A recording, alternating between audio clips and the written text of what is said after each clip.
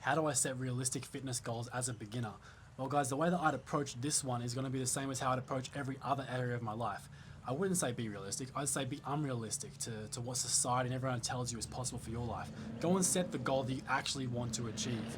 And then what you need to do after that is set the day-to-day habit that's going to stack up over time to achieve that goal.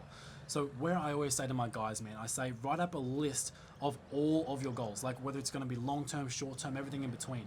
Categorize them into these 4 areas. You've got your faith, family, fitness, and finance. And then what I want you to do, guys, is create a goal on a 90-day time horizon that you're going to be able to track in segments every single day with your daily habits that stack up to going and achieving that. For example, if you want to save up $10,000, you're going to have to put aside X amount of dollars every single week from your paycheck or from whatever, like to go and achieve that mission, you know?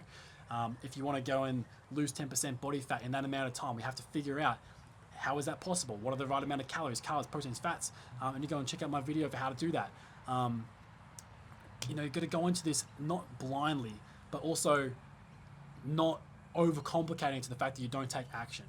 And so how you create the realistic goals, guys, is you stop being conditional to the timeline of it. And you have to just get started. Like, for example, your goal when you first start going to the gym has got to be like something like, I want to look like this at the end state. Like, create this massive vision, this massive goal for yourself. Like, I want to be ripped. I want to be shredded. I want to have chunky abs, big arms, big calves, broad chest, delts popping. Like, I want to deadlift 300, 400 kilos. I want to squat 300. You know, I got these goals, you know. I want to bench 180. I want to bench 220. Whatever your goal is, man, you like write that down and believe in it. Because then you can look at other people who've already done it and you can believe it's possible for you. But then you have to realize that those guys didn't start there. They started with the small things. So setting the realistic goals now, guys, going back to what I think is the right process of this, is just trying to beat your last session. It's like, okay, go in, give it your all, track what you did. For example, if you put up 10 kilos on a bench press today, okay, well then in a week's time in your next session, go and try and put up 12.5 or 15, something like that, into dumbbells. It's like, your goal should just be to beat your last. If it's coming to the financial goals or coming to relational goals, they're a little bit, they can be a little bit different if you don't have control of all the variables going in. So I suggest with the fitness goals, guys, like just trying to beat your last. When it comes to relationship and finance and faith, have those grand goals, but they're going to be tied with, especially when it comes to your faith and your family goals, or your faith and relational goals, they're going to be tied a lot more to your character and how much you can study and how much you can persevere. So you can break them down into those smaller steps based upon like character development and the day in, day out process of showing up when times are tough and you know, doing that revision and doing that study in books and videos and that kind of thing about what is going to make the best man, the best God-honoring, God-fearing man for his God-honoring, God-fearing wife that he wants to have. That's the relationships part of this. Or you're talking about business, it's like there's numerical things you can attach, but sometimes, you know, like a great idea for you doesn't always translate to a value in the marketplace. So you just have to go out there and try it and then get back up and then try again until it goes your way. And if it doesn't go your way, then you just might have to change path. But the thing is, guys, you just have to get started and set small goals. Like when it comes to business, for example, if you're trying to develop a coaching brand or a personal brand or something like that, well then you have to have like trackable metrics in that you do every single day. For example, you're gonna have to post X amount of times a day, or you're gonna have to show up and message people X amount of times a day. You're gonna have to, you know, whatever, like those are like trackable metrics that push the business forwards. Or if you're developing the back end of that, like today's pushing forward, like what's gonna drive the needle in the business is gonna be, I'm gonna develop the better copywriting on my website, or I'm gonna upload this sales letter, or whatever it may be, man. Like you have to have these metrics that you track, that you can push and do better the next time, and constantly seek improvement, constantly refine. And so you've got that, you've got the faith, you've got the finance, you've got the fitness, so you've got the family, the faith, you got the faith, fitness, family, finance. Bro, I haven't talked about faith yet. Sorry guys, a little bit mumbo jumbo.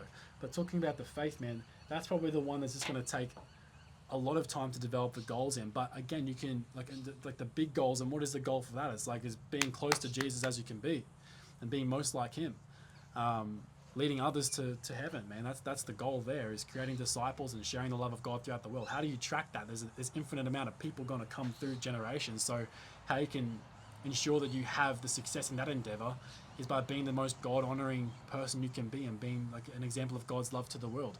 And how you do that is through those other areas of your life combining, because they combine together to make the character that's able to go and achieve that mission in there, as well as spending that time with God daily. So that you develop your own faith and realizing that faith is integrated into all those other areas of your life too. And then you can also break it down on a day-to-day basis, day-to-day habits of like, I'm in the Bible, I'm watching sermons with discernment, I'm praying, I'm actively in my church and in my community trying to be a better person. Like these are things that you can like actually put like times you can attach to it, or numerical values on it. Like for example, I'm going to serve every day on Friday at my church, or I'm going to, you can really like just like get detailed with those small little goals, guys.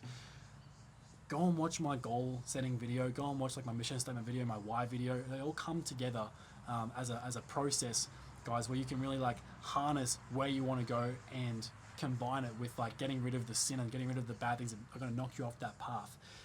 But when it comes to setting of realistic goals, guys, like I just said, like, don't be realistic with this.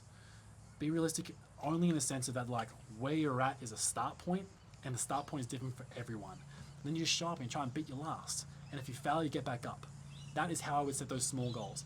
And then when you've tracked it enough times and you've got enough data on what your personality is like and how long it takes you to progress, because you're writing in a journal every single day, what your reps, what your sets are, how you slept, what food you ate, what the macros were, what the calories were. You're writing in your journal like where you came up short, how you can improve. When you have enough of that data over a week, over 2 weeks, over a month, over a year, then you can really get the information on like, okay, so I know now, because I have the data, that I'm going to gain 10 kilos of strength in this lift if I apply myself for 3 months or for 6 months with this split or with this set, or with this like this right amount of food and that kind of stuff there, because you've got the information that worked uniquely for you. But you only had that because you went through the trials and tribulations of getting back up and failing and pushing yourself past pain and past fear and past those extra sets you didn't want to do in the gym that led to the growth in the first place. So it really is going to be like a personal journey of how you can set those realistic goals, as well as you can look at other people who've gone through it too.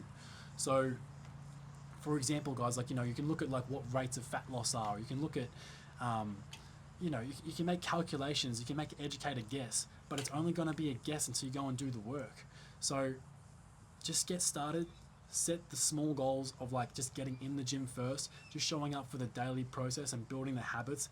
And that's probably the biggest thing too, man. Just like, it's show up for the daily habits that provide all the worth that creates the man to go and achieve his mission. Like, if you set your goals as, I'm going to wake up at this time, I'm going to eat this, I'm going to nail my macros for the day, I'm going to spend time with God today, I'm going to train intensely like it was my last session, like those 4 things, I'm going to get to bed at this time.